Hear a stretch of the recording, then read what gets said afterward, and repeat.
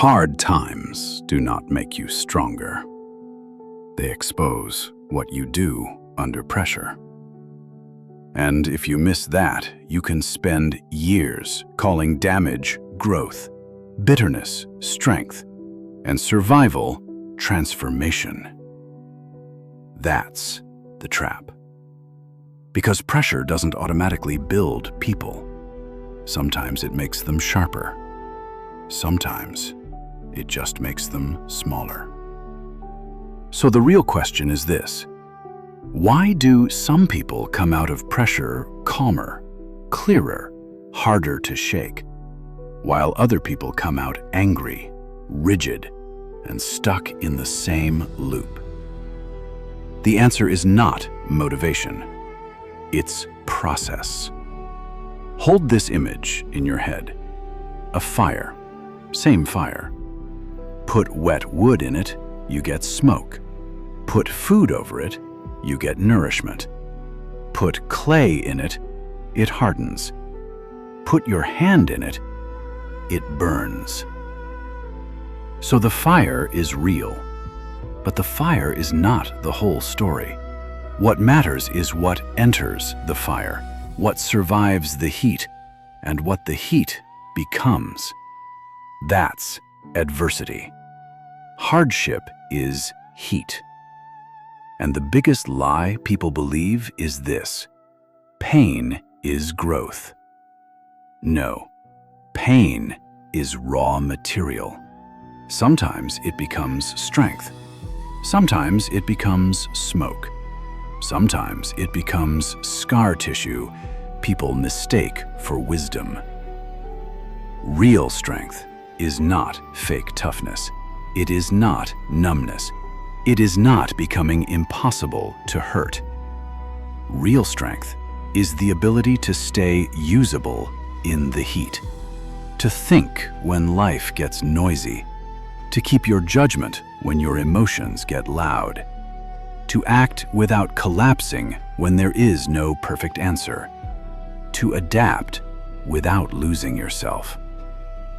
That's why the strongest people often do not feel dramatic. They feel steady. Because pressure didn't just hurt them, it taught them what not to waste energy on. And here's the dividing line. The people who grow through hard times are not the people who felt less pain. They are the people who were better at turning pain into information. That's it. Two people get hit by the same kind of loss. One says, "This proves nothing works. I'm done." The other says, "This hurts, but before I let this write my identity, I need to see what it's actually showing me." Same fire, different result. One is inhaling smoke, the other is learning from the heat. That's the shift. Hardship does not teach. Hardship tests whether you know how to learn. So what does pressure reveal? It reveals the structure comfort was hiding, where you panic, where you lie to yourself, where your discipline disappears, where your identity depends on life staying easy, where you chase relief instead of truth. That's why hard seasons feel so personal. They do not just hurt, they expose. And most people make the same mistake right here. They try to escape the feeling before they study the exposure. That is how pain gets wasted. So the first question is not, how do I fix my whole life? It's this: what is this pressure revealing? That question matters because it turns suffering into signal. And once you have signal, you can work. Here's where strength actually gets built. Not by enduring more, by processing better. Because when people are overwhelmed, they stop separating anything: the fact The feeling, the fear, the future, the shame, the story. It all fuses together. And then they say, "I can't think." Of course not. You're trying to cook with smoke. So when pressure hits, use this. See, separate, shrink, stoke.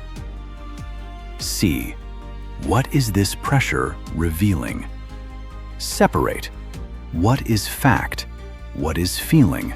What is story? Shrink, what is the smallest honest move? Stoke, do that move before the fire collapses back into smoke. This needs to be small on purpose, because in real distress, big advice becomes decoration. You do not need a total reinvention in the middle of a bad week. You need one clean move under 10 minutes. One visible before and after. Send the message. Write the sentence. Clean the surface. Open the document. Take the walk without your phone. Ask the honest question.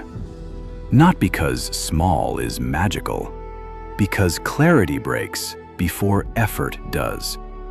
If you make the first move too big, your ego takes over, your system floods, and now you're back in smoke. That's why so much self-improvement advice fails people. It gives identity-level goals to someone who currently needs 1 square foot of order. First, give yourself ground. Then, build. And here's what changes over time if you stop wasting hard seasons. At first, pressure feels like chaos. Later, it starts feeling like pattern. You stop being shocked by difficulty. That matters more than people realize, because shock wastes energy. Shock turns a hard moment into an identity crisis. Shock makes the first emotional wave sound like final truth. The seasoned person still feels the hit, but they know something the unseasoned person doesn't. The first wave is loud. It is not always wise. So they slow the moment down. They do not make permanent conclusions from temporary heat. They read the fire faster. That is strength, not absence of pain, accuracy inside pain. But here's the warning almost nobody says clearly enough. Pain can build strength. Pain can also build distortion. It can build judgment. It can also build suspicion. It can build discipline. It can also build rigidity. It can build calm. It can also build shutdown. So one of the most important skills in a hard season is learning to reject the wrong lesson. Because after pain, the mind produces fake wisdom. I should never trust anyone. I can't handle this. Trying is dangerous. This is just who I am. Those are not lessons. They are panic-shaped conclusions. So ask this too. What lesson here makes me more capable without making me smaller? That question can save you years. Good lesson. I need better boundaries. Bad lesson. I should close myself off. Good lesson. I need stronger habits under stress. Bad lesson. I'm broken. The wrong lesson can turn survival into self-damage. And one more thing. This is not just internal. The environment matters. The same fire behaves differently in open air than in a sealed room. So sometimes the smartest response to pressure is not push harder. It's reduce smoke. Less noise, less scrolling, less chaos, more order. more sleep, more silence, more facts, more one-step plans. Some people are not weak. They are trying to read a fire through too much smoke. And this is how you know the process is working. Not because you suddenly feel amazing, because things get clearer. You think better. You react a little less. You stop building giant conclusions out of first emotions. You recover faster. You catch bad patterns earlier. That is what real growth looks like. Eventually, the strongest people are not the ones who can take the most heat. They are the ones who let the least heat go to waste. That's the whole shift. So next time life gets hard, don't ask if the fire is making you stronger. Ask, what is this pressure revealing? Then, see, separate, shrink, stoke. Because hardship is not wisdom by default. It is heat. And if you learn how to use heat, it can harden what matters, burn off what doesn't, and teach you how to stay usable when life is not kind. So next time life gets hard, don't ask if the fire is making you stronger. Ask, what is this pressure revealing? Then, see, separate, shrink, stoke.